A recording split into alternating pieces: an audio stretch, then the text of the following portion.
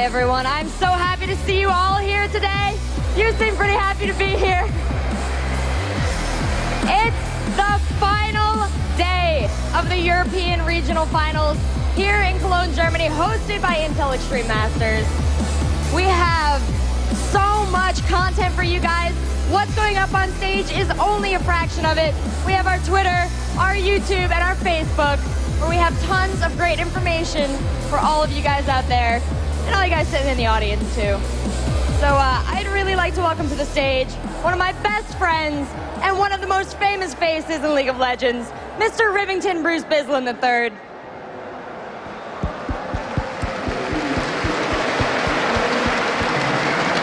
Thank you, Rachel. I am just so happy to be sharing this stage with you, Riv. It's been a while. It hasn't been that long, but here we are at the finals. We have 4 teams. 3 of them are going to have the opportunity of their lives. Can you tell us a little bit more about that? You know, as all of you out in the stands, as all of you at home watching, each and every one of you has put blood, sweat, and tears into your games on Summoner's Rift, on Dominion, and now Proving Grounds. We want to show you that you can go to the next level as well, and League of Legends wants to help you do that. Riot Games is putting up Season 3 Championship League, so teams coming into the light, the new teams in the relegation matches have a chance to become the professional players that you see here on stage. These guys are living the dream. I don't know how long you have been interested in esports, but for the past 7 years of my life, for more than 10 years of yours, this has been the goal. And now, Riot is making that possible, and you Rioters are making it such an incredible experience to play this game. There are so many fans out here. What is it like to know that you worked on a game that has captured so many hearts?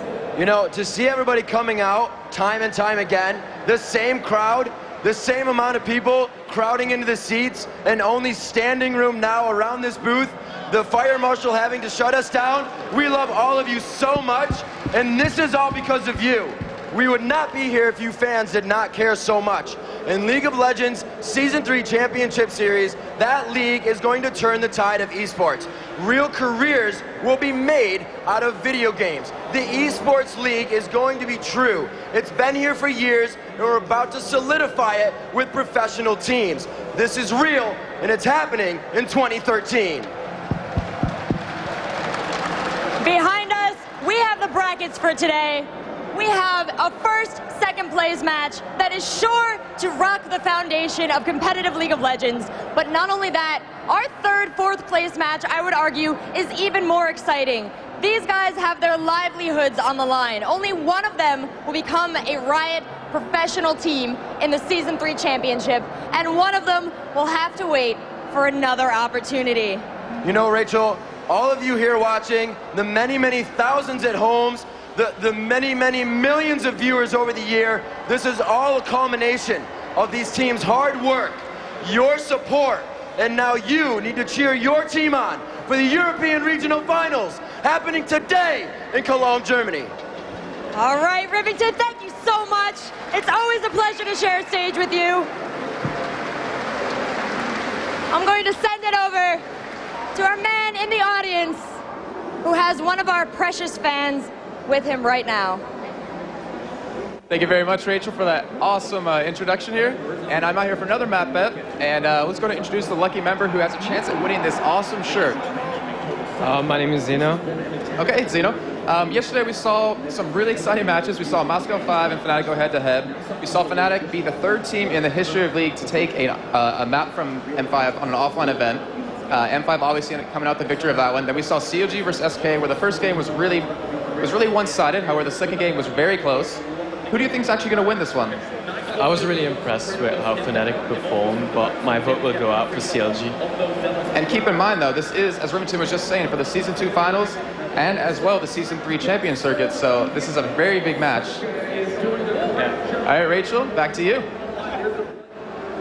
Thank you so much. Now, for the final time this weekend, please welcome Counter Logic Gaming EU to the stage.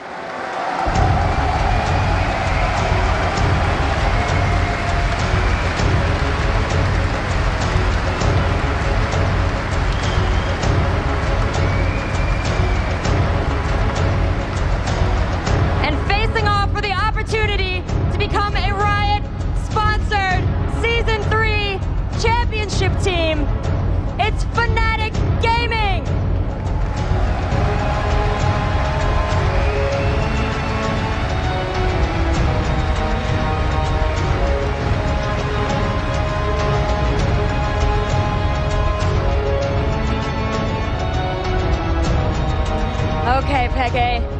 Yellow Pete, come here. All the marbles are on the line today. I'm happy to see you smiling. I'm happy to see you laughing. You were so quiet when you came out on stage yesterday. I was a little worried, but it seems your spirits are boosted today. Tell me about CLG. We're not broken yet, so we're just going into this game just like any other game. And yeah, we're not disheartened. We can take this. Not broken yet. You're not broken ever. You guys are incredible. And you guys, with so much practice, so much team spirit, how are you feeling? Nervous, of course.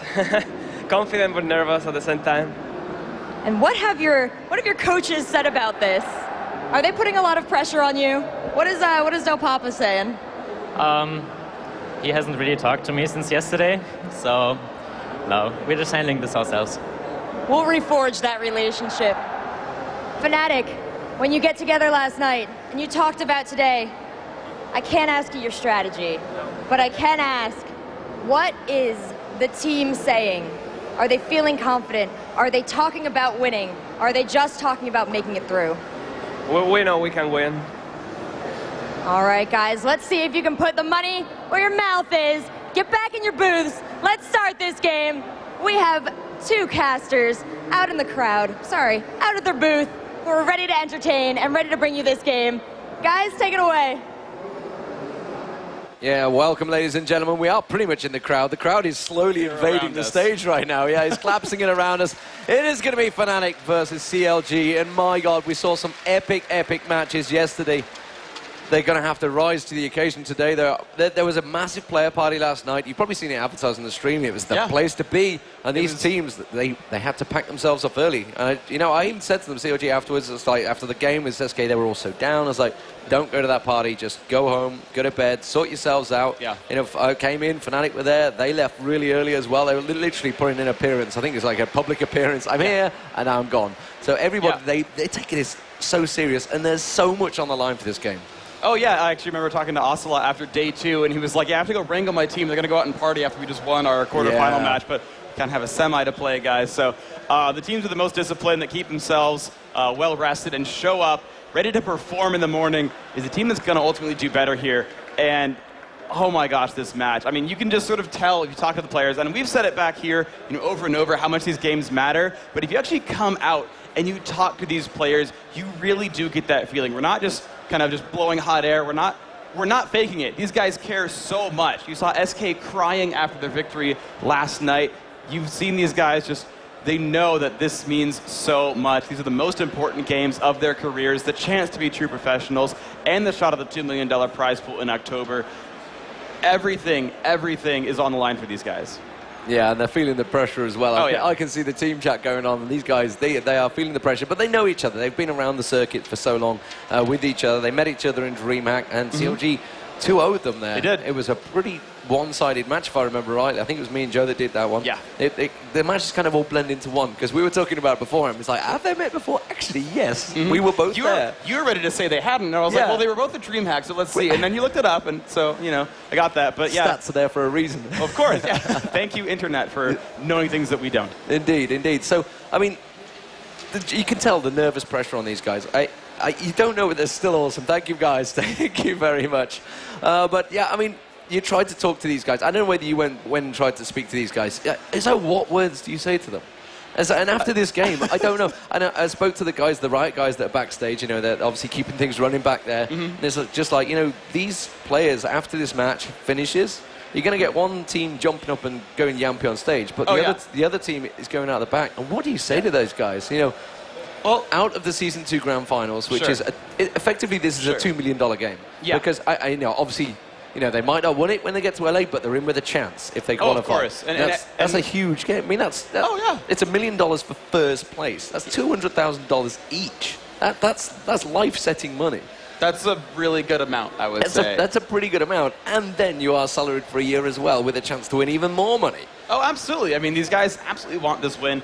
And you know, the way you talk to these guys is you can't get disheartened, right? Because there's always a chance to make it happen. So you just mentioned, you know, these teams can come in and they all have the chance at that victory prize pool because you know, you saw just today and the earlier days of this tournament that the teams that were lower seeded, that kind of came in as underdogs, really showed up. I mean, look at SK versus CLGeu Gaming yesterday. SK, the underdogs, but they put in the practice and they won a very convincing victory. And you're going to see the same thing here at the World Finals, where the teams that make it out, whether it's Counterlogic or whether it's Fnatic, even if they are the underdog compared to some of the Korean giants or someone like Moscow 5, they can still say, no, we're going to buckle down, we're going to practice, we're going to be the best team in the world. And any team can be that. Well, you've got a couple of months to just simply prepare, research. They're going to be the first guys there, so they've got all the time. They're going to watch NA regionals in 2 weeks' time. They can sit and see that. Then they can see the Korean regionals, which I think are the week later or 2 weeks later. Yeah. So they can just sit and research those teams like crazy, because they're going to have something to watch in those qualifiers, because people are not going to be able to hold stuff back unless they're really confident.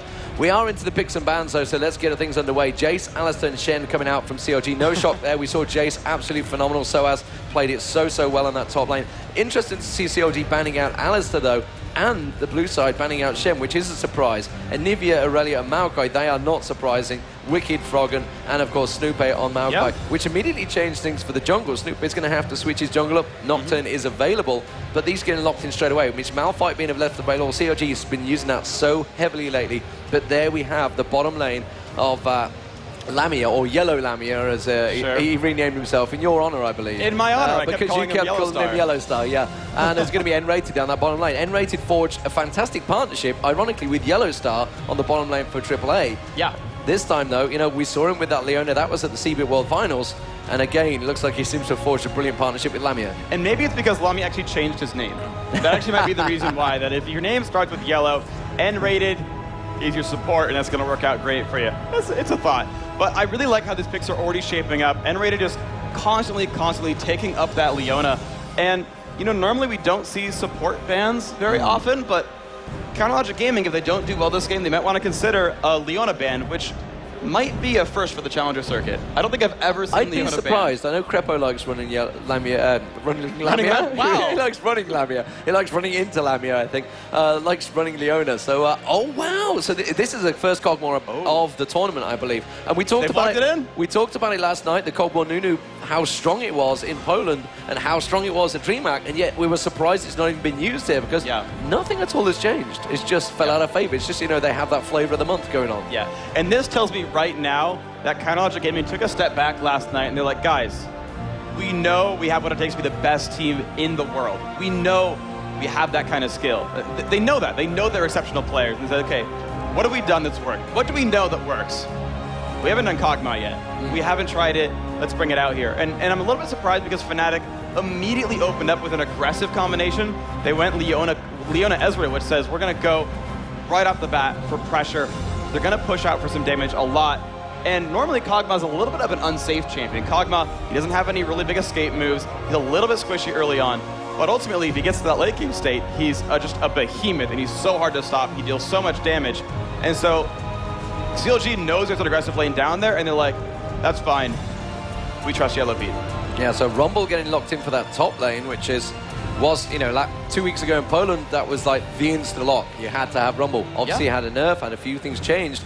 Some people still think he's still very strong. And Nocturne being picked in there. So this opens things up. What is Snoopy going to take in jungle? Is it going to be that Nunu jungle? It could be Malphite on jungle. It could be Malphite top lane. We're seeing Gragas, who Froggen was absolutely phenomenal on day one. Well, I should say day two, because that's when they played. On their first day playing. But yesterday, he wasn't so successful on Gragas. That's true, but he's always just a phenomenal player, and he did put up great numbers, results. I'm trying to think whether he actually did play Gragas yesterday. I was going to say it. Yeah, you're just going to brush over it. Yeah, just going to leave me hanging there. But he got banned in one of the games, I remember that. But we do know that Froggen is a phenomenal player. He knows what he's doing, absolutely. And actually, I want to point out that this Rumble pick, that's what Fnatic grabbed when they beat Moscow 5 yesterday. So Fnatic are saying, you know what worked against one of the best teams in the world? Let's do it again. So I like the confidence there. And Shyvana's an interesting choice because normally you see Snoopy run a little bit more. I've never seen. I don't remember the last time. I'm gonna wait for the stats boys to come through this one because I don't remember the last time I've seen Snoopy playing Shyvana. Gragas was played first game, but of course he had all the buffs stolen away from him. Something SK actually did say at the party night before. Didn't want to say so. And they said, you know, we are going to take away all of the buffs at the start of the game. And then RNA is like, why did you just tell the commentators that? They're just going to tell everyone. No, we actually, at least I do. I try to hold secrets back. Yeah. Dude, good job being like not like a jerk to all the players. Yeah, we hear things all the time, and actually, we actually talked about it off stream. We actually know Ocelot's secret AP that we're not saying. But it's not really that secret. Well, okay, be honest. It's okay. The stats out there, people can check it. Why? Now you're just helping people out. Yeah, I know. I don't know. But yeah, we hear things on stage now. It's all good. It's all good. Well, Moscow 5 though might be in the audience listening to us. They're not going to play either of them.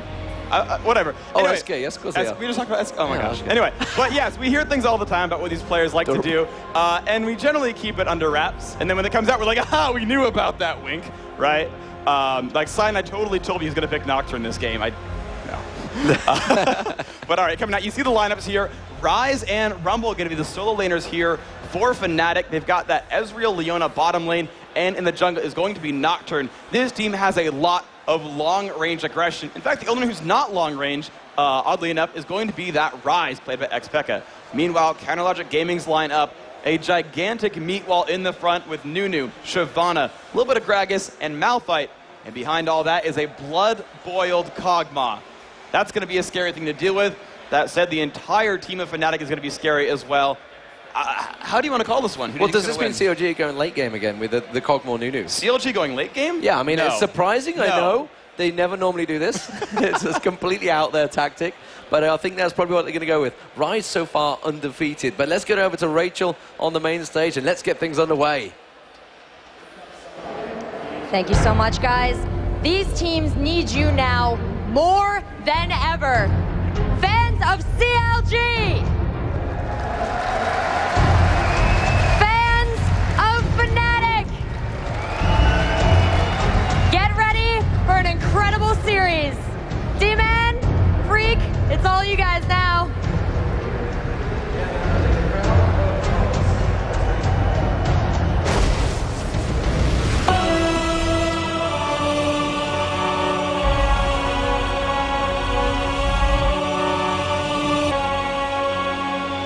As I was saying before I was interrupted, I think the crowd are the same as me. They don't really know who to cheer for.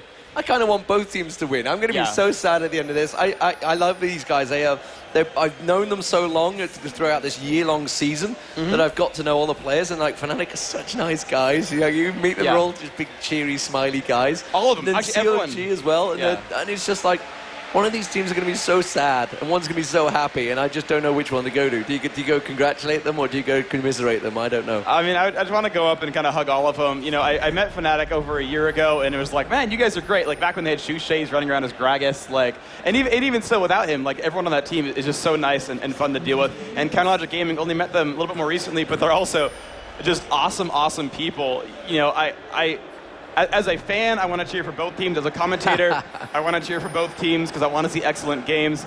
I wasn't the hugest fan of SK until yesterday, but seeing how much they cared, now they've kind of won me over as well. And then Alex Isha's speech about what it meant to be, you know, playing for Russia, playing for Moscow 5, and making it to Season 3, getting that crowd to chant for him. And I saw the comments on the internet. You guys were saying that the crowd wasn't very loud for them, but they were. You don't hear them all on the microphones, but I mean, I look around and I see fists pumping in the air. I see people yelling. This crowd is absolutely phenomenal. You guys cheered for the players. I want you guys to cheer for yourselves. You guys here in Germany, you guys at home, give a cheer for yourselves for being so damn awesome.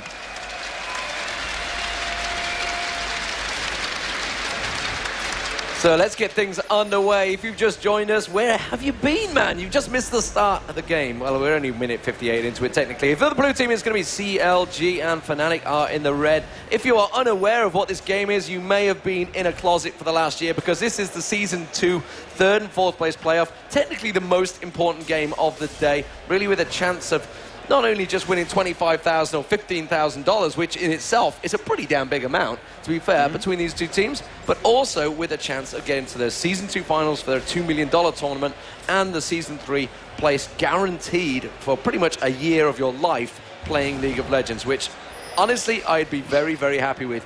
That sounds fun. I want to do that. That sounds like what I did at college, except without making any money doing it. But actually, right off the bat, CounterLogic Gaming making an excellent, very smart choice. They did a lane swap, sending Wicked's Malphite to the bottom and sending Crepo and YellowPete to the top to shut down Soaz's Rumble. And this is an amazing choice. Malphite has a little bit of free sustain if he plays it right. That passive is a shield that grows every 10 seconds. If you don't take damage, you get a shield that blocks quite a bit of damage, which lets you kind of sustain in the lane if you kind of disengage for a short time. The Wicked actually getting dropped, about to have health. Froggen getting harassed out by Xpeka as well. But even still, Malphite is not the worst 1v2 in the world. Meanwhile, it's going to be a little bit difficult for Soaz on Rumble to have an easy time against Nunu Kog'Maw. Right now, you're seeing a bit of a minion disparity where Soaz is ahead, but I don't expect that to stay around for too long. I do think CLG is going to come out ahead from this lane swap.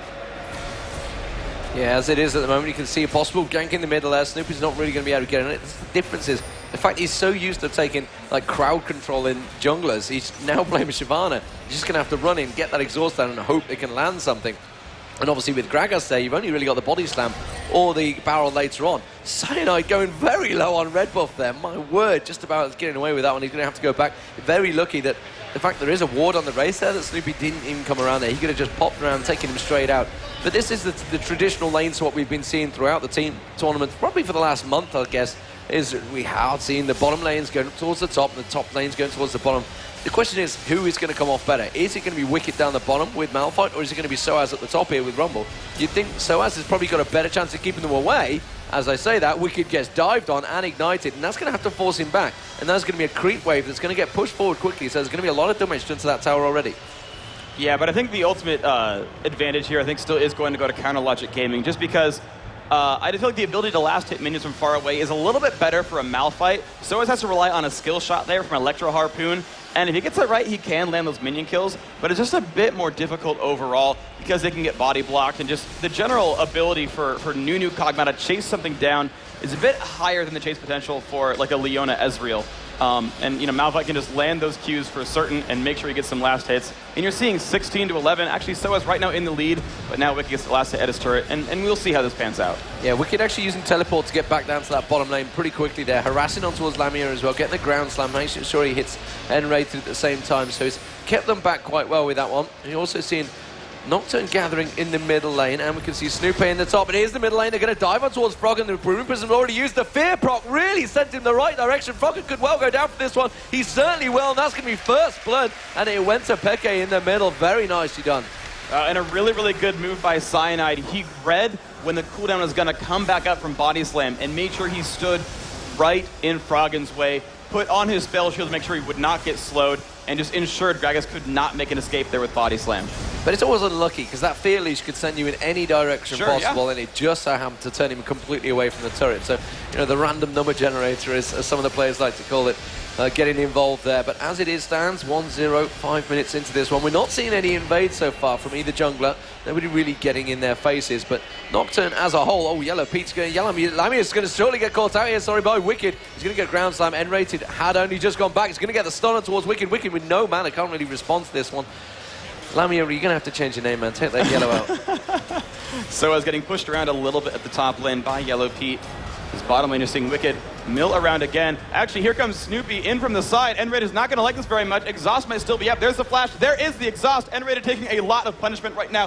3 hits from dead. 1 hit. There's the flash. Snoopy picks up that kill, and Wicked walks out perfectly safe. Cyanide finds Froggen at the top, but Soaz in a bit of a 2v3 right now. Crepo up in the mix. Cyanide puts on the spell shield, gets exhausted, but is able to run away from this one. Fnatic right now alive, but still outnumbered at the top. And Pekka, he wards up the brush. He's going to try to flank Froggen. Froggen waiting around. Pekka is waiting for him. There's the body slam. Can he get in range? He gets the Rune Prison. Is he going to get the rest? The Overload is on. A little bit of Spell Flux. No, he will walk out, but a nice attempt at the trap there by Xpeka. Yeah, just good timing there. Cyanide being at the top, a.k.a. Simago. I think he just wants to blend in with the Spanish compatriots. I think that's what he's trying to do there. Sorry, worked quite well for Ocelot and Aranea yesterday. So Soaz at the moment doing a fantastic job at that top lane. How's the farm working out between the two ADs? Despite the fact they are in different lanes, you can see a massive, massive advantage for YellowPete. 54 CS to 38 CS on Ezreal in that bottom lane. So big difference already in that stakes. Meanwhile, Rumble, you can see he's got 10 CS difference over Wicked despite the fact they are in the different lanes, they are switching around. It looks like down that bottom lane, they are going to try and get the stun on towards Wicked. He has got the stun down on there, and that's going to be Yellow Pete. Yellow Pete, damn you, Lamia. Got to change your name. I'm going to keep calling him Yellow Star. I'm so used to calling him Yellow Star, Yellow Pete. See Yellow Lamia in there? That's just blowing my mind. I'm sorry, it's okay. You'll get there eventually. You got Wicked getting jumped on again. So much harass from N-Rated. Though, of course, Leona herself doesn't do a lot of damage without a teammate to support that. Her passive, called Sunlight, when an ability hits an enemy, it gives them this debuff called Sunlight. And when a teammate, a friendly champion, hits an enemy that has Sunlight on them, they will deal bonus damage with that attack. And you're seeing now as they combo their abilities together, Wicked is dropped to half health, which is just what happens when you actually include a teammate on that combination. N-Rated did the exact same combo last time, but this time, when Ezreal shows up and hits some spells, you get a lot more damage out of it. Yeah, thanks for the stats, right? They tell me that 75% of the AD carries left in this tournament have the name Yellow. Yes. Yeah, that's really helpful, guys.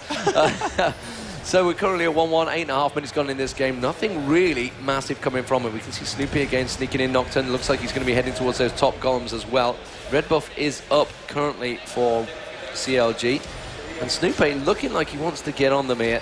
He needs to take control of Lamia, and like I said, he has fell behind in the CS. He's around about 20 CS behind. See the pings going down. Now they realize that Lamia is going to be on his own. There it is. The ultimate comes from Wicked here. I managed to get the slowdown on him. Snoopy's going to come down, but in the meantime, at the top lane, you can see Nocturne diving on towards Yellow Pete as well. They should be able to turn things around, but Crepo flashes away from this one. Can they have enough slow? He's going to have an Ice Blast left in a minute to get on towards Soaz, and Soaz had to back away from that one. So CLG come out 1-0 on top of that, despite the ganks in both lanes. Now Froggen pushing on towards Piqué, and he's just going to back away from that one, but he is going to need to barrel in the backside. Yeah, and here we go. N-Rated actually getting in a little bit of a fight with Snoopy at the bottom. N-Rated dropped a little bit low as a result, but ultimately still alive back at his turret. And this bottom lane, because of Snoopy's involvement, you can see him at 2-0 so far. He has caused that lane to turn around. Even though the minions are actually in Soaz's favor, and I did call that lane wrong, the ability for these teams to chain together kills is actually much, much better. And there's been 2 kills both at the bottom lane here, thanks to Snoopy and Wicked. So how is Snoopy going to build this one? We've seen him going full-on penetration before with Malphite. At the moment he's going for the GP10. He's got a bit of an armor in there just to protect himself against Ezreal. No shock there. And he seems, along with his passive, he can be very defensive against Lamia. Lamia's going to have problems with that at the moment. Wicked is on Malphite. Yeah, I know that. Yep. Meanwhile, at the top lane, see Nunu and Crepo. I mean, 83 CS to 63 CS. He's really stretching a lead on that. And I can't see how he's doing it. I mean, it's just, Lamia's been pushing that lane non-stop. He's just last hitting better, I guess. Well, he's been pushed out of his lane a few times by jungle ganks that will make him sacrifice 1 to 2 minion waves as a result. And, Malphite is being a little bit brutal as well, so you never quite know. So the Oracle being picked up by Snoopy right now, obviously working out because he did get those 2 ganks, so he's getting that gold advantage over Nocturne at the moment. Nocturne went for the Wriggles Lantern. As the Wriggles Lantern nearly completed by Snoopy, choosing to go for that. I think he could have completed the Wriggles Lantern, couldn't he? He's used the 400 gold instead to go for the Oracle. It's not 400 anymore. Well, it would be 600 total if you count the combined cost plus the vamp step. So as the top lane getting jumped on, Crepo and Yellow Pete dealing so much damage. They pick that one up in Bottom style. Lane, looks like Snoopy's going to come around again there. This time they are going to zip away from this one. Arcane Shift was already used. Lamia is going to get the exhaust down on him. Should be able to dive in the turret. There's the ulti from Wicked. He's going to go actually turn it on towards N-Rated because Arcane Shift came out just at the right time by Lamia there. But we do have Froggen sneaking around that backside, and Fnatic are well aware of that. He's just passed the ward in that river play, so he's going to have to back away from this one. CLG could turn this into a dragon. They have got Snoopy and Wicked here. Snoopy, obviously, with his smite available, should be able to pick this dragon up. I don't think Fnatic can do a great deal about it. You can see that N-Rated is going to come around here. Is he going to be able to get involved? He's going to have Ryze just coming around there. He's going to go in for the stun. That's a little bit ballsy. Lamia's going to get caught by the barrel there. Straight away, Froggen throws that belly straight in his face. Dragon gets picked up by Snoopy. They could turn this into a multi-kill here. Froggen's going to have to back away from Piqué. He's got no support, actually. They've completely abandoned Froggen here. They're kind of expecting him to die, and they are just going to let him die. And N-Rated picks up the kill. Well, I mean, Wicked was pretty low. He didn't really want to get involved, and I guess it's a case of simply sacrificing one member of the team. Cynide's going to come around the corner here. He's going to dive on towards Snoopy. The Fear Leash is going to go off. He has got that Oracle used. Remember, he does not want to take it, which is why Cynide is going to go so deep. But Snoopy's going to be able to run away from that one and back off because PK is coming around to look for him. He actually might find him. If his flash is up, he's actually hasting in with his ultimate. Now Snoopy's going to back off in time. He's going to be safe here. Wicked left alone at this bottom turret. Looks like he's going to be pretty safe, although there actually is a Nocturne and a Leona around him, but he's plenty healthy. I don't see him dropping anytime soon. Yeah, so that bottom turret taking down very low, and you can see it's been targeted by Fnatic. They're saying, fine, we'll take advantage of this one. Cyanide actually pretty low here. Trying to bait Wicked in. Obviously, N-Rated sitting in that bush. Lamia coming back. I don't think Wicked's going to be quite so foolish as to go for that one. Let's see where Snoopy's going to return to there. He's not. Instead, the ground slam's going to come out from Wicked and not really going to catch anything. We do see Peke making his way up the river, though. There is no ward placement at the moment. However, you can see that Crepo is using himself as a ward blockade at the moment. I expect a ward probably going to get placed by him. Actually, no, he won't, because he hasn't got one available. All right, we're going to watch up that top lane gank. Soaz trying to run away. Crepo landing the Ice Blast. Soaz slowed by Kog'Maw as well. Puts down the Equalizer, but it's not going to be enough. Exhaust keeps him from running. Great kill right there from Counterlogic. Yeah, not missing any of the action. At the moment, the two players just sorting themselves out. Blue buff's still available, not been picked up just yet by either team. Peke is picking it up right now. Gragas is still just clearing that wave, and then he's going to head back and pick up the blue buff. So, going to be quite happily traded between them. Snoopy's just taking it low for him. So, how are things leveling out? 4-2 the score currently, with CLG with the advantage, which is never a good thing. CLG going for that late game team with, of course, Kog'Maw. They do not want to be having that advantage early on. Fnatic want to turn things around, and they have. They've switched the lanes out. You can see that N-Rated is there. Lamia's heading here, but CLG have a three-man gank up already on top there. There's the barrel. Actually, for N-Rated dodged out of the way. They're using his ultimate, but it's not going to be enough because a four-man gank all over him before Lamia could even get back there. You can see Cyanide and Lamia just off in the distance, and they're just thinking, damn, you got completely had. And I think they may even turn this onto a full push on the tower. Wicked heading back down to that bottom. There's not really a great deal that could stop them here. You can see Lamia's going to come around. They need to be careful they don't get caught out. Snoopy actually pulling aggro from the tower there, so he's going to have to back away from this one. Yeah, absolutely. And just a phenomenal opening to this game right now by Counterlogic. Look at the minion differences here. 118 on Kog'Maw to only 81 on Ezreal. He had actually about a 2,000 gold lead just individually between the two. Nunu just now finishing his 2 gold per 10 items. You can see there, 4,700 to 3,100. 1,600 gold, the difference between those two attack damage carries. And these are champions that scale primarily with gold and buying items with that gold to give them some more damage, attack speed, and stats like that. And if you don't have the gold to finance major items, you're going to be very, very far behind. Indeed. So Soaz down this bottom lane, having to switch it up. 77 CS to 72, so Wicked's still pretty much even with him. Wicked actually going for the Ninja Tabby here, so he's more worried about the AD damage that's going to come out rather than the AP, and not going for the penetrations. I've seen him before, you know, he does build to the situations. I've seen him build in 40% spell penetration before on Malphite, and then stacking up the armor, but this time he's going a different route. Snoopy poking down there again, still with that Oracle. I'm not too sure whether Nocturne's actually gone for an Oracle just yet. We haven't seen one on him. No, he hasn't. So still no Oracle for Fnatic. And N-Rated definitely doesn't want him on. He's been diving very deep as late and being caught out a few times. Snoopy just passing by the dragon. Is he going to come up and have a go on towards Peke? There's the barrel on towards Peke, and the slow is going to come down. And there's going to be Snoopy just coming around in time. The exhaust manages to go down. Oh, beautiful Rune Prison there. He's going to have to pop his ulti if he wants to finish off Peke here. Not going to be able to dive him, and he's just going to back away from that one. Don't think he quite had enough to get the ulti off. No, Fury's a little bit low there. Ultimately, though, Snoopy could not dive in. But, exhaust burn, but he also caused Ryze to lose his flash. So now, Ryze does not have good escape tools, and Snoopy's ultimate will be up now. So Shyvana can dive in, can try to lock him up, and we'll see if that's going to pan out well. It's like over towards the top lane, Nocturne is heading.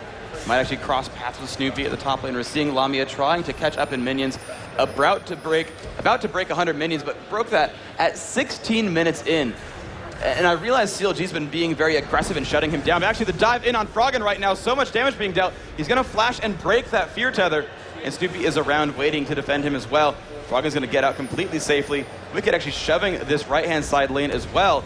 And that means Soaz is going to lose a bit of golden experience as he gets his way back into lane. Yeah, very late getting down there. Meanwhile, the top lane, you can see the two ADs going head-to-head. And Crepo trying his best to zone them out and doing a damn good job at it at the moment, as is Yellow Pete. And he's actually getting a good couple of shots on towards Yellow Lamia. I'm going to get confused by that name all day. 17 minutes gone in this game, though. And as you mentioned, Rubble just coming back to the lane and to build up, but he's really fell behind in his items. He's struggling to... He's having to mix all of them at once, not completing any major items. But then again, Wicked's not really doing much difference. There's going to be the ultimate from Lamia. He's going to try and clear that wave, but you can see he's missing out on the CS. The tower hitting quite a few of it. And now we actually have the two AD and support heading down river. Are they going to make their move in towards the middle lane? We saw this yesterday where they grouped up and stacked up and tried to just push that middle lane out. It's entirely possible. Gragas is going to be coming back there. I think they're going to try and put as much damage down straight on it. No, they're heading down. Let's have a look at the Dragon timer. 1740, perfect timing. Straight in time, and CLG right there when it needs to be. Yeah, now all of Fnatic is pretty nearby, but the Oracle's elixir from Snoopy means they clear out that ward. Cyanide, he might try to dive in. No, he smites down. There's no way he really goes for this. He's going to go in with the Q. He will not pick that one up. He's going to be almost alone here, but Soaz has jumped in. There's the ultimate from Crepo. Snoopy very low. He will drop down, but Fnatic just got eviscerated. Two of them dead right now. They're going to fire back. Now Xpeka up in the mix is going to pick up one as Kog'Maw goes down. Now Wicked getting chased out. Can Ezreal do enough damage? Froggen waiting in the brush. So much damage. Lamia cannot get away from that one. Froggen with a beautiful ultimate to knock him back into the mix. 2 for 1 alive. Pekka, can he chase down? There's the Rune Prison. There's the Overlord. The Spell Flux. One more spell. He's got the Ignite on an auto attack. The Lizard Buff's going to do enough damage. And Pekka makes that a 4 for 4 trade. However, Counterlogic Gaming first picked up the Dragon. They did indeed, so it's going to be helpful towards them. We're seeing the Haunting guys actually out on Pekka here. Just in build up for him. Obviously working out very well, but really nice bait there onto Lamia. He just thought, I'm going to get an easy kill on Wicked here. I'm going to chase this one up. But no, Froggen was there, ready and waiting. Snoopy's going to return back to mid lane. Everybody else is going to get in place. 9-6 the kills now, evening things up. Gold advantage, of course, with CLG. They have picked up those 2 Dragons, so that's really all it is at the moment. Let's tell the difference. The lane gold farm in between the two, you can see 152, so 40 CS advantage now over Lamia that Yellow Pete has. That's a pretty big difference. Meanwhile, the bottom 2 lanes, or the top lanes, whatever you like to call them, the bruisers of Wicked and Soaz, are pretty much even. The mid lane, of course, is also pretty much even. Not a lot difference in them. There is a slight advantage to PK at the moment, 138 to 168, but as you're going to see those barrels wiping out the waves now, that's going to close up pretty quickly. Now, the big 2 factors here in this game is going to be Fnatic Xpeka on Ryze and CLG Yellow Pete on Kog'Maw. They're both at about 7,000 gold apiece. You can see that Kog'Maw 4 and 1. You can see the Ryze 3 and 0.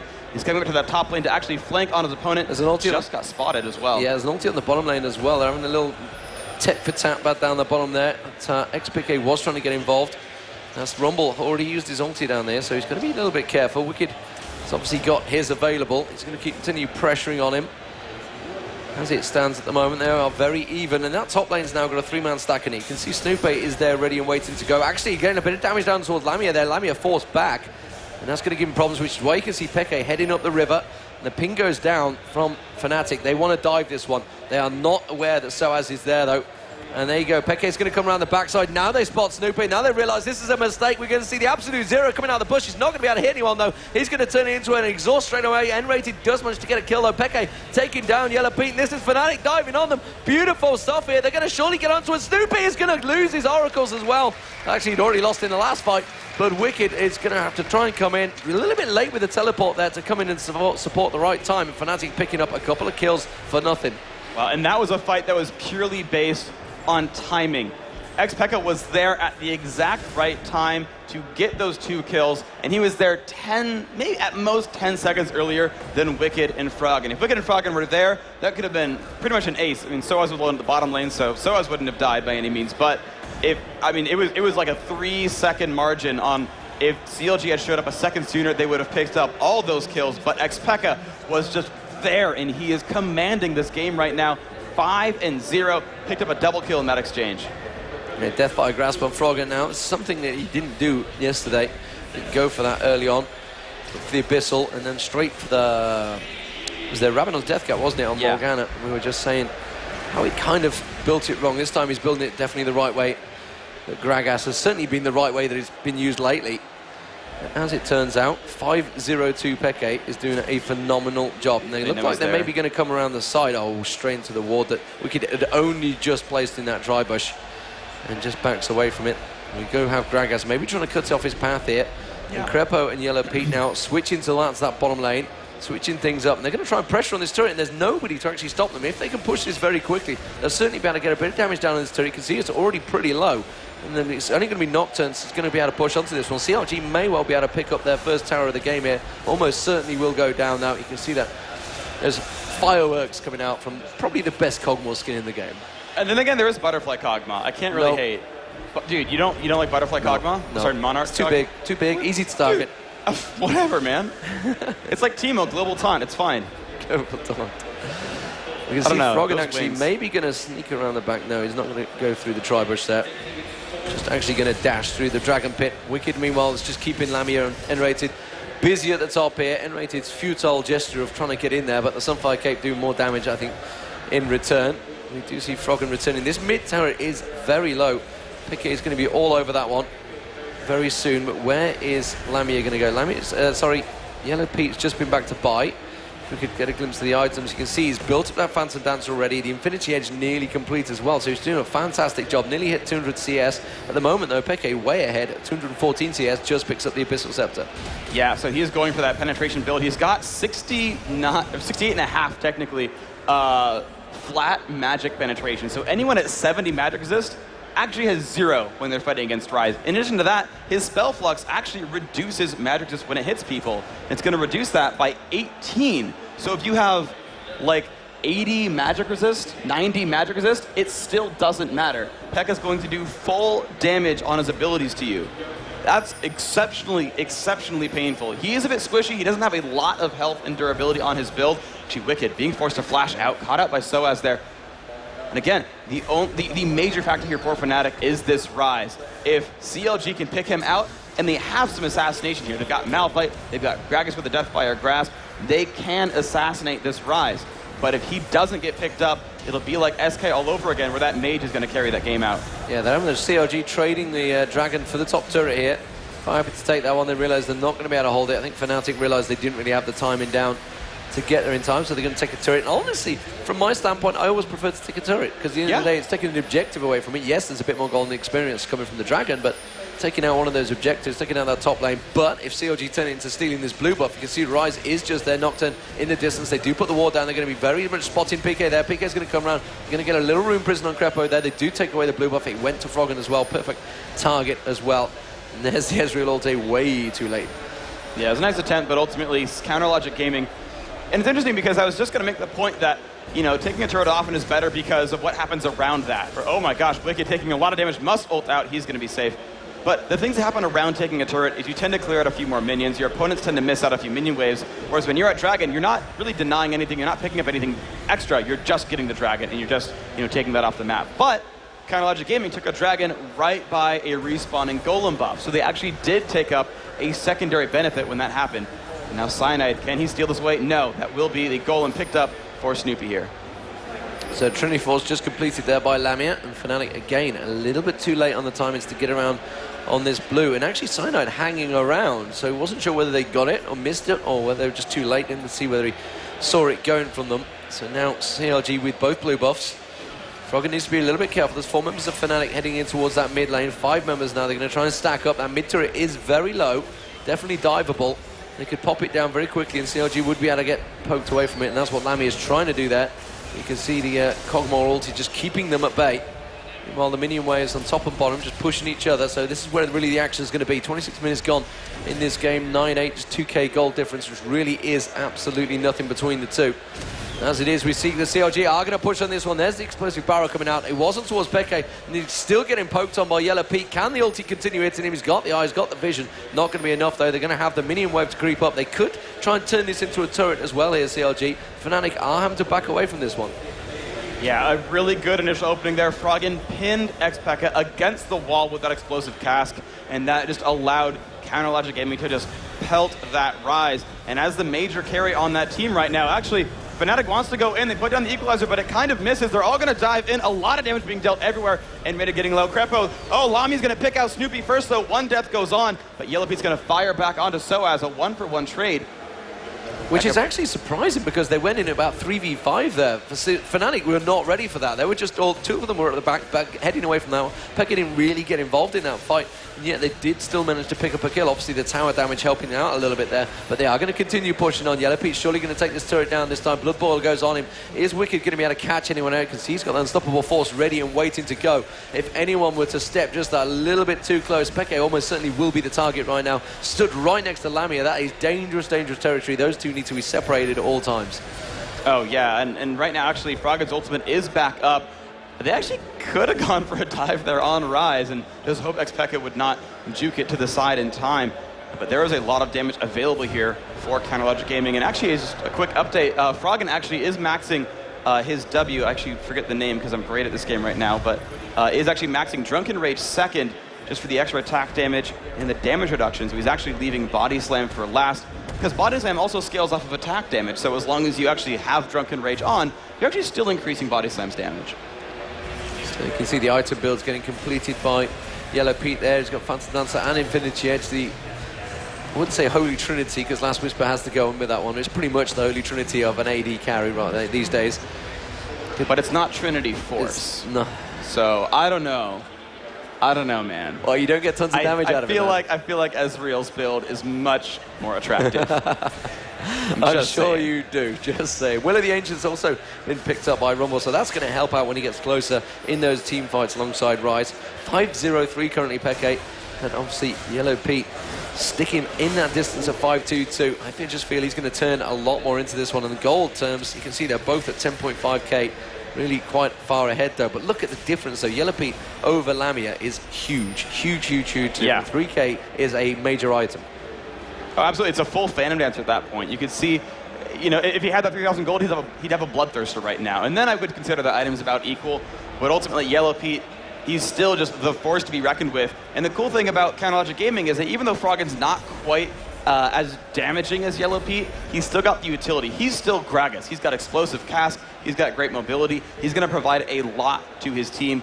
Wicked the same way on Malphite. Has an area of effect knockup. Actually is going for a bit of penetration there. You can see that haunting guys on him. There's already an Abyssal Scepter on his team as well. So there is a lot of damage output available to this CLGeu Gaming lineup. And Fnatic actually getting baited into the Baron pit a little bit. CLG actually attacked Baron while in sight and then immediately ran into the brush. So Fnatic, to the best of their knowledge, actually I think they just put a ward down, so now they know, but to the best of their knowledge, they thought they were doing Baron right then. Yeah, I wasn't sure whether they actually meant to get Baron or they just accidentally hit it trying to get the ward there. I want to think they attacked it on purpose to say, hey, we're doing Baron, we're doing Baron, we're doing Baron, we're doing... and then hiding. Yeah, that looked like a misclick to me, I think. No, okay? No, they are perfect. They are perfect. They are pro players. It's true. They never do anything by mistake. Froggen there just rolling out the barrel. PK picking up the blue buff. If they were to show themselves, and CLG, they've been hanging around this bush for a while. They want to try and get a gank, to try and head towards that Baron, see if they can turn anything towards it. You can see that ward being placed in that river there. That's going to get spotted in the middle. Sorry, they're going to try and catch on towards Peke. Obviously can't go unstoppable force, and they do pop the Banshee's Veil there. Rumble actually using his ulti, and there's going to be the Nocturne ulti as well coming in. Nocturne going very deep. The Leona ulti managed to catch out there. Lamia managed to end-rated, getting himself very involved. The Cyanide's going to drop in seconds there, the explosive barrel. And that's going to be the absolute zero. Is going to pop. Soaz goes down. Peke's going to get targeted. Lamia getting shredded by Yellow Pete down the side there. Yellow Pete's just going to get away, but end-rated dives onto him. Rise also turning the kill on towards Snoopy there. End-rated's going to get dropped eventually. I think it was Cogmore ulti, passive nearly finished him off there. And Peke, the only man standing for Fnatic, a 4-for-2 exchange, but CLG not in a strong point to really carry anything out after the back of that. They're all just going to have to back out, and Peke is going to try at solo Dragon. I think he's going to be able to do it quite happily. Yeah, and wow, the initial just start of that fight, I feel like Fnatic were not quite on the same page. No one was able to lock up CLG inside of that equalizer. And you look at how low CLGeu Gaming was at the end of that fight, they were all extremely low. If they had actually managed to make them sit in that Rumble Ultimate, I mean, you saw Yellow Pete go to 1/4 health at the very start of that fight. If they had a little bit more coordination, they would have had it. So let's check out how that fight just went down. They opened up on a Frog, and they opened up on Yellow Pete. There we go, Yellow Pete down to half health right away, but Cyanide immediately getting dominated. A full channel from Krepo's Absolute Zero just started destroying health bars, but then suddenly, Xpeka kind of left a bit alone. He just shredded down that kill onto Shyvana, forced Wicked to flash away as well, and made it with a nice try on the dive, did manage to make Kog'Maw die. But Pekka is just not one to be trifled with. But of course, all of CLGeu Gaming, not to be trifled with either, did win that fight pretty easily. And look at that, CLG returning, thinking, okay, I'm going to get on the Dragon. Oh, where is it gone? Because Peke went and 1v1'd it. No problem, got this covered. 14-11 is the score, and still only a 2k gold difference, so really nothing to write home about between these teams. 3-2 towers, very, very tight right now. This is going to go down to, again, like one of those Baron fights, but we do see the Guardian Angels now on Yellow Pete. That is a great item for him. Now definitely building things up. So the Abyssal Scepter was completed a while ago. For Gragas, and again, it is going to be a ward battle, a standoff. Froggen just goes back, picks up another GA. This is Moscow 5-esque here from CLG. They have been learning things since their visit to Poland, where they got trounced by Moscow 5 in the finals. It wasn't even close, and they were not happy with the performance on the day. They were not happy with the performance yesterday. So like you mentioned, they've obviously gone back, looked at the drawing board and said, okay, what did we do right? What did we do wrong? And they've obviously picked up tips off their teams, and that's the best way they can do it. They can adapt to survive quickly. Yeah, and what I really like about Fnatic's lineup and why they think they've really picked up Guardian Angels is there's I don't know what the word for it is, but there's a thing called dive buddies, where if you want to take out a squishy carry in the back, you want two people who can dive on, ignore a bit of punishment, and kill that champion. If you can 2v1 someone, you will tend to get that kill. And when you look at Fnatic's lineup, you've got Cyanide on Nocturne, who can dive in on top of someone. You've got Leona, played by N-Rated, who can put down that Solar Flare and jump in with Zenith Blade. And that's your standard dive buddies. But on top of that, Soaz has a very, very long-range ultimate on Rumble, and Lamia Zealot on Ezreal has a very long-range ultimate as well with True Shot Barrage. So actually, there's almost like 4 dive buddies, or at least 2.5 for Fnatic. They can absolutely take a target down by having 2 people dive in, having 2 more layer their ultimates on top, and they can kill a champion from pretty much from the fog of war. And so Froggen and Yellow Pete have to realize that and say, yes, we can go from full to 0 in nothing flat. We do need that Guardian Angel. If it was a different sort of lineup, if there wasn't a Nocturne, if there wasn't this kind of dive power, they could go for another offense item, but they know they can get taken out really quickly in the right circumstance. You know, I think I prefer the Frog of War. The Frog of War. Yeah, that seems a lot nicer, actually. Just kind of croaks at you, it's nice and green. So as it is at the moment, Lammy just picking up the red buff off in the distance there. And CLG starting to pressure on this turret here. And of course the range that Yellow Pete has, he can really hamper that turret down. He needs to be careful he doesn't get caught out being a little bit too far forward while the rest of his team back away there. Just shredding down those minions, continuing to poke forward. And as it is at the moment, you can see the Cyanide's going to dive into this one very deep. This is what you talked about in the dive buddies. Cyanide and N-Rated both getting in there, but the Yellow Pete is keeping a great positional play here. Mentioned to keep just off at the side, picks up another kill there. That's going to be Peke going down. That's the first death of the game for Peke. Yellow Lamia is just about to get away from this one. Minion damage is going to come in, but CLG again coming out very strong in that fight. Just a 3-for-1 exchange. The tower's going to go down. Can they take down the inhibitor? They certainly have the damage. They have these siege minion. He's going to be able to take a fair bit of damage. Can they shred the turret down quick enough? I think they may well do this one. Yellow Pete, of course, with that blood ball, is going to do all the damage in the world, and CLG will take the first inhibitor of the game. Very nicely played there, Free. Yeah, absolutely phenomenal there, and it was the Guardian Angel on Froggen that was triggered there. That would have been a second kill, but picking up those items allowed them to win that fight in a much more convincing fashion. You just see how low the members of Counterlogic Gaming are after that battle, and it's because they picked up these defensive items that allowed them to withstand the initial burst damage. Fnatic has a lot of front-loaded damage output, and once that initial burst comes down, it's up to basically Rise right now. Still, I think it's mostly up to Rise to clean up after the initial opening. And you saw Pekka went down in that fight. He was the guy that needed to be there for Fnatic to make sure that after you take everyone down to half, that they all start dying at the end. They got rid of Froggen's Guardian Angel, which means he would come back at 750 health, but they couldn't do the last bit of damage because they didn't have anyone left to really do that last little bit. Yeah, so 8-3-6, Yellow Pete now with their score. And, you know, you talked about the dive buddies. You saw it right there. That was N-Rated and Cyanide getting onto Yellow Pete. They saw the advantage. We saw him step a little bit too far forward beforehand, and obviously did it again there. But as it stands, Guardian Angels, that's why he picked it up. Just managed to walk straight away from that. But that also means they are just leaving Froggen to do all the damage. You know, they're ignoring him if they come to dive on towards Yellow Pete, and honestly, I don't blame them. Crepper using his Shirellia's Reverie, actually, to get back with his team. It is a pretty short cooldown. They do have a second one on Wicked, so no worries for that one. Are they going to try and switch it up to a Baron here? I'm not sure CLG need to push for a Baron fight here. I feel they've got the damage now that they can just keep pushing those towers, go to that top turret, maybe pressure onto that one, take another inner turret down as well maybe, but it looks like they are going to go around. They're just going to clear out those wards and maybe bait Fnatic into something, but honestly, yeah, they're just going to head towards that top turret. They've got absolutely no reason to have that Baron fight. They've just won the last 2 team fights pretty cleanly without the Baron. They don't need to go for it. Yeah, there's no reason to really risk it. And I saw that and I was like, you know, they have pretty good positioning. You know, they have really good damage output. They've got a Kog'Maw with Nunu there. But yeah, they're going for turret kills. Their last few team fights have all gone amazingly well for them. Fnatic actually grouping in the mid lane. I don't think this is the right choice for them. CLG's going to get another free turret here, and you can see them immediately double back and realize, oh, we just gave up another free turret kill. I wasn't sure whether they were thinking, actually contemplating a base race there, because it would have been inner versus inner, but they would have been up against super minions, and they just completely got caught out of position there. They put the ward down, managed to spot them. Fnatic are standing on top of a CLG ward, so they're not going to be able to fall for that one. The CLG certainly not new enough to fall for any particular traps like that, although you do see it now and again. I remember Alex is definitely working into that ward for CLG in DreamHack.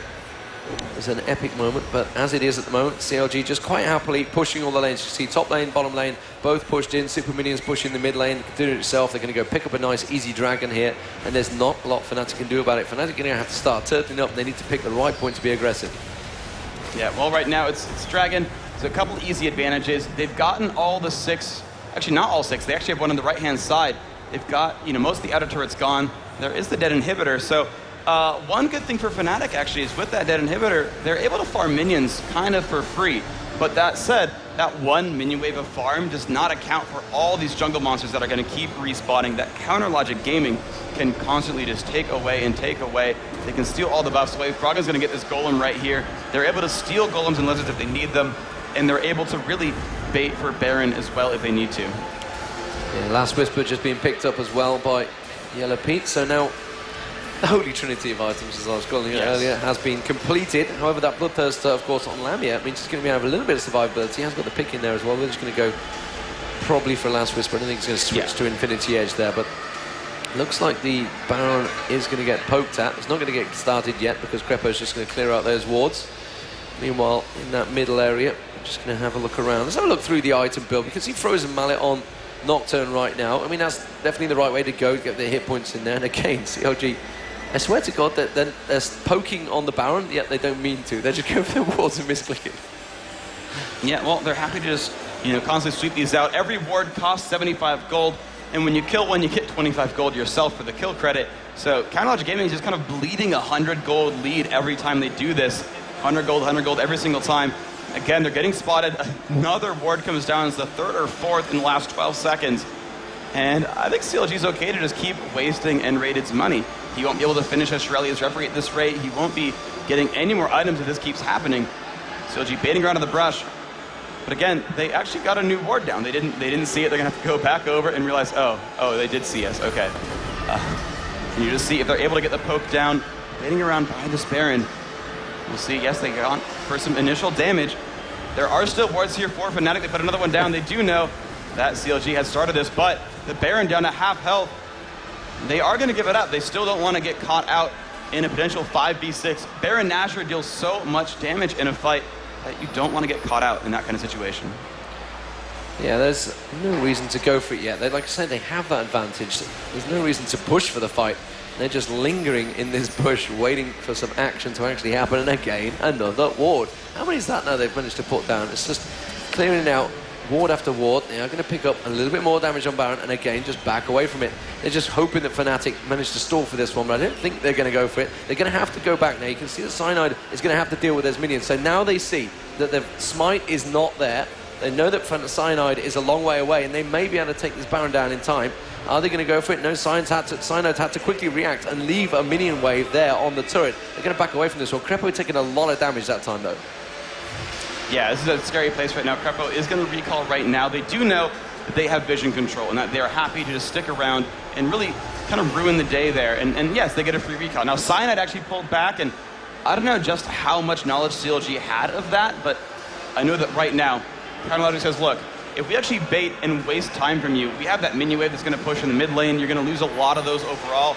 The inhibitor might even get killed for free for us, but they're going to keep baiting around, and you just see this long, long standoff. Counter Logic Gaming in the driver's seat. They don't want to make any mistakes, though. That they know if they can just fight an even battle, that 8,000 gold lead they have is enough to make sure they win a fight. And actually, there you just saw, a minion has destroyed a red inhibitor just by holding Fnatic there. They're allowing their own minions to control Fnatic's base. And that is a big creep wave going in towards the base right now. If we can have a quick look at the creep wave heading in towards their Nexus turrets, they are on it now. And that is a huge, huge creep wave that you can see Soaz is having to go back to deal with. They're having to go straight back in there. We're going to have to see it in a moment. The CLG just waiting, biding their time. They are going to go for it. That's going to be surely leashed out. No, because there's another ward. That's just about 1,000 gold wards just been gone down in that base there. There's Soaz. He's managed to clear it out. They are going to go for the board. They put one more in there. There's the Ezreal ulti. Peke is going to come in diving in. That's going to be Nocturne diving in. Can they manage to get the steal down? Nobody's actually finishing off the Baron right now because Fnatic are getting dropped left, right, and center. Peke goes down, and CLG just wipe out Fnatic and then take the Baron and say, this is how we play. Wicked's going to teleport in. Where is he going towards, actually? He's going to go straight towards the base. The super minions now going in towards that Nexus turret. So as the last man standing, trying to keep Yellow Pete at bay. Doesn't matter. CLG's just going to say, fine, you guys stomping off in that top lane. I am just going to push that middle, and this is going to be CLG certainly taking game one here, Freak. Oh, absolutely, and just a beautiful orchestration there by CounterLogic, knowing the minions are going to win us this game. The minions are going to do everything we need them to. As the Nexus falls, CounterLogic Gaming is 1 game away from 3rd place, and that means the Season 3, that means the Season 2 World Championship. That means everything for CounterLogic Gaming. Just 1 game away. This is the position they really wish they would have been in yesterday at SK Gaming. Both teams, I guess you could say, because Fnatic obviously put up that great fight against Moscow 5, CLG versus SK. SK really dominated that first game, and CLG effectively dominated that game. They had a very good start, and they continued it on through. We talked about the farm that Yellow Pete had early on, and Yellow Pete should not be beating out an Ezreal in farm in the early levels. Yeah, but he just did a phenomenal job in that lane, and I gotta hand it, Yellow Pete was the force to be reckoned with in that game. He is the guy that put the rest of CounterLogic Gaming, on his shoulders. It was him that kind of really brought that one out. Of course, everyone on CLG did an excellent job. You've got tons of kills and assists everywhere. Snoopy constantly buying those Oracle's elixirs, and then eventually Crepo doing the same to make sure they kept denying vision, they kept denying wards. But Yellow Pete, that lane swap, we put him into a 2v1 where he was never harassed. He got that easy kill early on with the exhaust and all the slows they dumped onto Soaz. And Yellow Pete, 283 minions, just so much gold, almost 16,000. The richest player in that game. He just had items for days, and no one could really stop him. That game was just Yellow Pete saying, I really, really want to win this game. Yeah, and we talked about it before. Cogmore, the first time he's been picked up in this tournament, we couldn't understand why. And now I think he may even get banned in the next game. Yeah, I don't know if CounterLogic forgot about it, if they just kind of got in their own heads too much and was like, no, dude, it's Corki Ezreal Graves, Corki Ezreal Graves. Wait, Yellow Pete's really good at Cogmore. Yeah, especially when you give our support Nunu, and Crepo did a phenomenal job there as well. It's actually his support that went positive in kills. He went 3 and 2. Look at the body language on CLG there. Oh, yeah. Crepo just fist pumping. Yesterday when they lost, I tell you what, I thought that desk was going to break. Oh, sure, It absolutely slammed his fist down. The full-on rage face. Everybody's seen them on the internet. The rage is different rage things that people have. It was a full-on rage, but then, it was instantly gone. Went over, congratulated SK Gamer. So it's like, damn, we lost. Okay, well done. Yeah. And of course these players do know that, right? This is such a high level of competition. These guys are all so amazing that, they put out their best effort. They play a phenomenal game, and when they don't quite win, it's because their opponents were just so incredibly good. We saw that yesterday with Fnatic versus Moscow 5, as well as CounterLogic Gaming versus SK, and now we're seeing CLG versus Fnatic, and these guys know we put out a great effort, but you guys are really, really good. You're not making it easy for us. And both sides, of course. That was so far from a stop. It was a 42.5-minute game. And this was not like, well, CLG's playing for the late game. They're going to wait around. No, they had picked up a lot of early kills. They went for a lot of early aggression. They got an advantage. And then Fnatic came back. They won a couple of fights in a row. And CLG was like, okay, well, that's not good. Okay, well, okay. And they got the inhibitor down. And it was that inhibitor kill.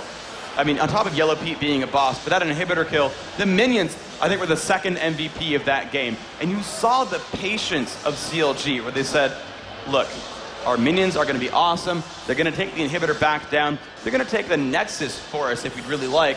So we're going to sit at Baron. We're going to sweep wards. You can't initiate on us because we have vision control. You can't run into a brush with Nunu there. You'll just get empired and die. You can't do that. So Fnatic had to wait around. But as soon as Soaz got sent back to the base, that's when CLG struck. They took that Baron, and you saw them. They did it right this time. They actually stopped hitting Baron, won the team fight. Then when it was the ace, then they came back and cleaned that one up. Great play by CLG. They're really on form right now. Fantastic stuff. Well, we want to get Game 2 underway as soon as possible. We're just going to jump to a commercial break, and these guys will be going. And, you know, we're still awesome, apparently. And they're all awesome as well, because this has been a fantastic game. So thank you very much for joining us. We'll be back with Game 2 coming up shortly, guys. Do not go anywhere.